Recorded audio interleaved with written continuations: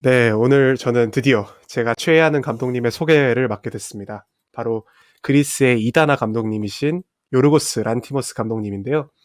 1973년생의 젊은 감독님인, 뭐 젊다고 하기 좀 그럴 수도 있긴 한데, 여튼 이 감독님은 아까 말씀드렸다시피 그리스 감독님이십니다. 이분은 이제 2005년부터 2011년까지 그리스에서 활동을 하시다가 이제 2009년 그 중간이죠. 송곳니라는 작품으로 크게 뜨게 되십니다. 이 작품은 이제 철저히 외부로부터 단절된 한 가족의 이야기를 다룬 영화인데, 이 영화가 칸 영화제의 이제 비경쟁 부분인 주목할 만한 시선이라는 곳에서 대상을 차지해서 말 그대로 이제 빵 하고 뜨시게 됩니다. 이 영화의 성공으로 그때부터 이제 영화를 찍게 되는데요. 지난번에 이제 자코 반다도르말 감독님처럼 약간 뜨시면 유럽 영화 감독님들은 또 다 영화를 찍으시는 것 같아요. 여튼 송곳니 이후에 찍으신 작품이 바로 이제 랍스터, 가장 유명하게 알려져 있는 작품입니다. 그렇죠. 49일 이내에 짝을 찾지 못하면 동물로 변하는 기묘한 호텔을 그린 이 영화는 그야말로 굉장한 반향을 이끌어냈고요. 이 영화로 세상에 본격적으로 알려졌다고 해도 사실 과언이 아닙니다. 이 영화는 2015년 나왔는데요. 2015년 칸 영화제의 2등상인 심사위원상을 수상하셨고, 유럽 영화상, 겐트 영화제 이런 데에서 굉장히 많은 상을 수상하셨습니다. 이때 2015년 당시에 이제 박찬욱 감독님께서 심사위원이셨는데, 더 랍스터를 최고의 영화로 꼽으신 일화는 굉장히 유명한 일화입니다. 뭔가 좀 느낌이 맞는 것 같기도 하네요. 되게 기묘한 영화를 찍으신다는 점도 그렇고, 불편한 영화를 찍으신다는 점도 그렇고. 여튼 뭐 그 이후에 만드신 영화가 오늘 이제 다루고 있는 킬링 디어라는 영화입니다. 사실 원제는 이게 아니고요. 이 킬링 디어는 줄임말이고요. Killing of the Sacred Deer, 즉 성스러운 사슴 죽이기라는 것이 원래 원제입니다. 뭐 이 영화는 보시면 아시겠지만 불편함의 끝을 날리는 영화입니다. 뭐 하지만 이 영화 역시도 굉장히 큰 반향을 이끌었습니다. 뭐 제가 이렇게 덕후라서 그런 게 아니라요. 굉장히 그때 좋은 평가를 받은 건 사실이에요. 아까 칸 영화제에서 이제 송곳니가 주목할 만한 시선에서 대상을 받았다 그랬죠. 예.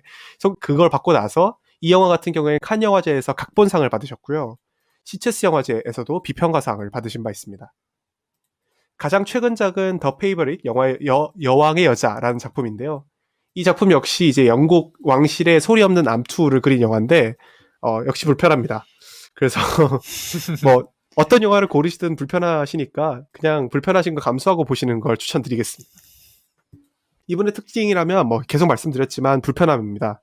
제가 왜 이분 영화의 불편함을 느끼는지, 그리고 우리가 왜 이분 영화의 불편함을 느끼는지 그 이유를 크게 세 가지로 나눠서 설명을 드리고 싶은데, 첫 번째는 설정입니다. 보통 신화나 이런 데서 이제 모티브를 따오시다 보니까 아무래도 뭔가 환상적이면서도 동시에 굉장히 섬뜩한 설정을 가지고 있어요. 그러니까 특히나 인간들이 여기서 거의 선택을 못하는 존재로 나오기 때문에 더더욱 그런 느낌을 준다고 보실 수 있겠습니다. 두 번째로는 배우들의 연기가 굉장히 또 불편합니다. 이분이 배우한테 이제 디렉팅을 할 때 배우들한테 연기를 하지 말라라고 해서 굉장히 유명하신 감독님 중에 한 분인데요.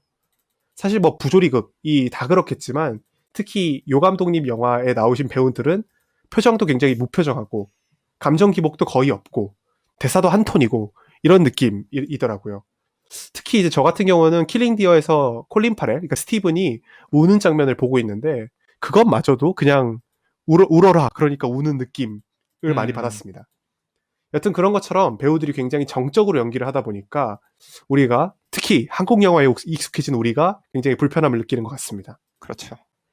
그리고 마지막으로 촬영 때문에 불편함을 느낀다고도 볼 수 있을 것 같습니다. 랍스터 같은 경우에는 그 호텔의 전반적인 색감이 굉장히 차갑고요. 이 킬링 디어 역시도 병원의 색감이 굉장히 차갑다는 느낌을 많이 주게 됩니다.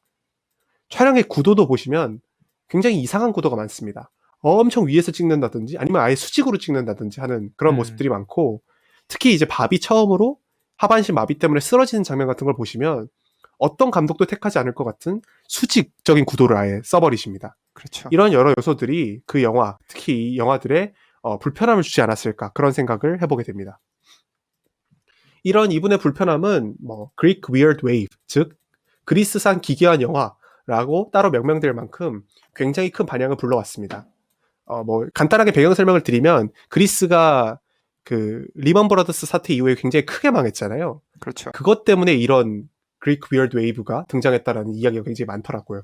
음. 뭐 이분 말고도 창가리 같은 감독이 대표적인 이 사조의 대표적인 분들인데 특이한 건 뭐 이 창가리 감독님의 아텐버그라는 영화에서 란티머스 감독이 아내분을 만나셨다고 합니다. 심지어 이 아내분도 란티머스 감독님 영화에 2번이나 출연을 하셨다는 걸로 봐서는 기괴한 건 어디 안 가나 봅니다. 이분의 페르소나라고 하면요, 저는 뭐 콜린 파렐인 것 같습니다. 랍스터 그리고 킬링 디어 이 두 편에 모두 주인공으로 출연을 하셨고요. 이 영화들에서 이 감독님의 어떤 연기에 맞는 정말 탁월한 연기를 선보였다고 생각이 듭니다. 아무래도 이 요 감독님 영화의 연기가 좀 무표정해야 좀 잘 어울릴 것 같은데 콜린 파렐이 무표정하면서도 동시에 슬픈 얼굴을 가지고 있다 보니까 좀 그런 느낌을 많이 받게 됩니다. 레이첼 와이스나 아까 말했던 아내분이신 뭐 라베드 님도 이런 분들도 랍스터 또 더 페이버릿 알프스란 영화랑 랍스터 이렇게 두 편씩 다 출연을 하시긴 하셨는데 아무래도 저는 콜린 파렐이 이 감독님의 페르소나라는 생각이 가장 많이 들게 됐습니다. 마지막으로 이 감독님의 차기작 이야기를 드리려고 합니다. 뭐 박찬욱 감독님이 얘기를 하시기로는 전 세계에서 차기작이 가장 기다려지는 감독님 중에 하나라고 말씀을 하셨는데 이 감독님은 차기작으로 범죄물을 쓰고 계시다고 합니다. 사이코패스임을 숨기면서 살아가는 보안관 이야기를 쓰고 있다고 또 하는데요. 다만 어떤 기사들은 특히 이제 올해 기사들은 매직 차일드라고 불리는 소녀가 지하실에 사는 괴물을 물리치는 이야기를 다룰 거라는 그런 이야기도 있어서 확실한 건 좀 기다려봐야 알 것 같습니다.